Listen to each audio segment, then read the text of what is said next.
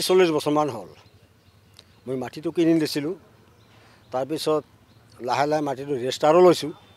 Register লোৱাৰ পিছত মই মোৰ নামত কেছ কৰিলে সিহঁতে। ৰেজিষ্টাৰ দিয়াৰ পিছত কেছ কৰাৰ পিছত মই কেছে নকল কপিটো ওলালোঁ। নকল কপিটো ওলাই তাৰপিছত মই কেছ কৰিলোঁ যে মই মাটি ৰেজিষ্টাৰ লৈছোঁ, মোৰ মাটিটো কিয় বুজাই নিদিয়া। কেছ কৰিলোঁ। কেছ কৰাৰ পিছত সেই কেছে মোৰ কোনো কাৰ্যকাৰী নহ'ল। কেছৰ নকল কপি ওলালোঁ, থানাত দেখালোঁ, উকিলক দেখালোঁ, কোনো গুৰুত্বই নিদিয়াকৈ মোৰ ঘৰটো উচ্ছেদ হোৱাৰ কাৰণে মানে নিৰ্দেশ পালে। নিৰ্দেশ পোৱাৰ কাৰণে সেইকাৰণে মই আৰু আজি যোৱা 5 তাৰিখে অহা 5 তাৰিখে অহা কথা আছিল।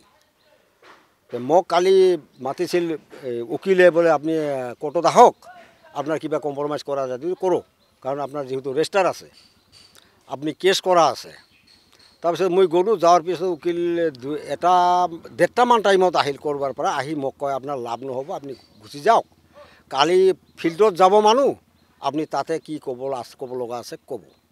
মানে উকিলেও এতিয়া মোক পাত্তা নিদিয়া হৈছে। কি যে ঘটনাটো মই বুজি নাপাওঁ। মুঠ কিমান ঘৰ হ'ব ইয়াতে? ইয়াতে 29 ঘৰ মানুহ, সদস্য বহুত, সদস্য 144 জন সদস্য। পকা ঘৰ, হাবল ঘৰ, কাঁচা ঘৰ বহুত আছিল।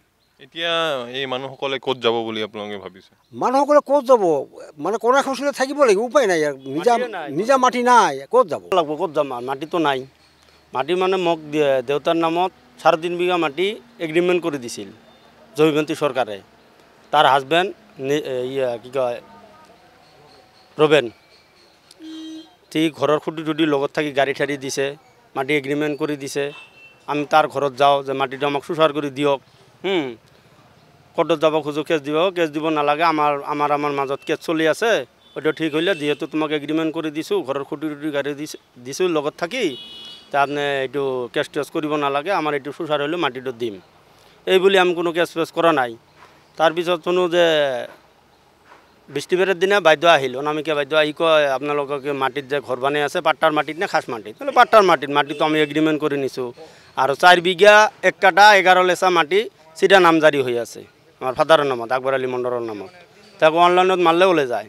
আৰু 3.5 বিঘা মাটি 1 লাখ টাকা কৰি বন্দোবস্ত কৰি সি লিছে আমাৰ পৰা, 1 লাখ টাকা লৈছে। আৰু 50,000 টাকা যে দিছোঁ এইটো কোনো দলিলত লেখা নাই। আৰু আমি কোৰ্টত এগ্ৰিমেণ্ট কৰি লৈছোঁ, মেজিষ্ট্ৰেটে আমাৰ কি কয় মেজিষ্ট্ৰেটে চিল চহীও আছে।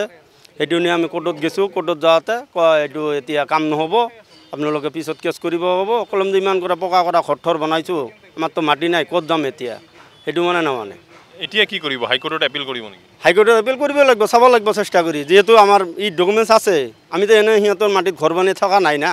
সিহঁতে আমাক দিছে, প্ৰমাণ পত্ৰ দিছে। সেইটো যদি আপোনালোকে চায়, আছে মোৰ লগত আছে, এগ্ৰিমেণ্টটো আছে। যিটো এগ্ৰিমেণ্ট কৰি দিছে এগ্ৰিমেণ্টটো ফুল আছে।